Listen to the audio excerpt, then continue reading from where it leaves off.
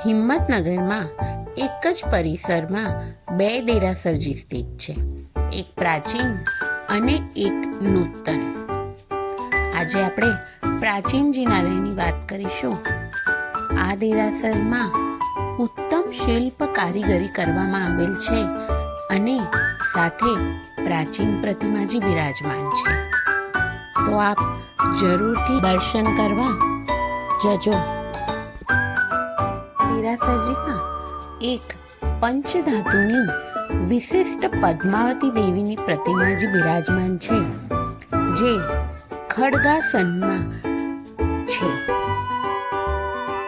આ દેરાસરજી હિંમતનગર શહેરની સ્થાપના થઈને ત્યારનું અહીં સ્થિત છે એટલું પ્રાચીન છે.